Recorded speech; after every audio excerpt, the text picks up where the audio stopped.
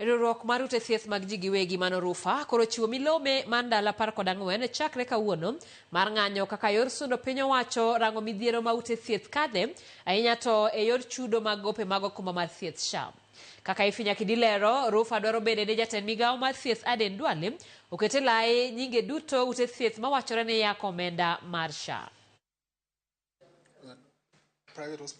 Koloso e apisi margi e boma ma Nairobi, jakom riwruog ute thieth mag ji giwegi Brian Lishenga olero ni tok ndalo 14 magichiwo ne tend Migao mar thieth.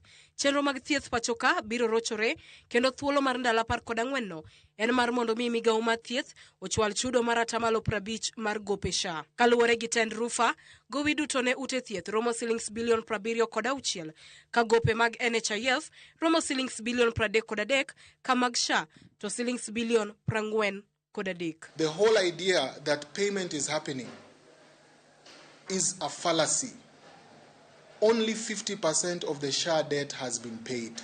Unless the 43 billion shillings is paid by December, we will not have a healthcare system. Are we going to run around the country and revive all the 9,000 hospitals? Why not establish a proper mechanism? Because now we are talking about 76 billion shillings owed to hospitals in Kenya.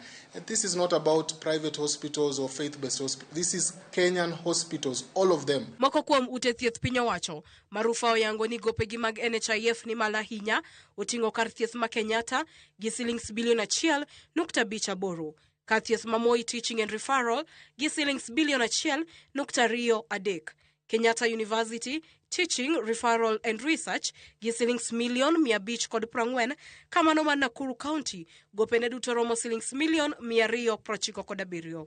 The settlement of NHIF debts has been politicized. It has been extremely politicized. Every time we hear the political leadership of this country speak about NHIF debts, they only say they are cartels, they are fraudsters, they are thieves. The politicization of the NHIF debt must stop. Dwach RUPHA maduong' en mondo mi piny owacho koten Migao mar thieth ochul gope mag NHIF kaluwore gi chik ma jatend piny William Ruto machulo gope duto ma ibuo shillings milion 10. Kata kamano, e kinde ma nyoloso e kaunti ma Kakamega, jatend Migao mar thieth Aden Duale nyowacho ni mondo mi Migao mare thuolo ma dweche 2 matimo kare chudo mag gope okumba mar thieth machon no. RUPHA bende dwaro mondo Duale okete lai listi mar ute thieth ma ichichgo ni yako omenda mag SHA kod mago matiyo maonge lesen. Listi ma bende nochwal ne okwach kich mondo kony e timo nonro margi. The Honorable Minister, Cabinet Secretary, has given 24 names to DCI. We are asking him, go a step further, publish the names of these facilities. Publish the names of these facilities. Publish the amount of money that you are claiming from them.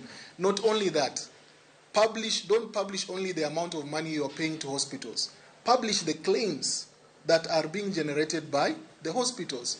Kenyans will know, because if a hospital today is published and it shows 100 million claims and it is in your neighborhood and you know that hospital cannot produce 100 million in claims, Kenyans will come up and say this is fake.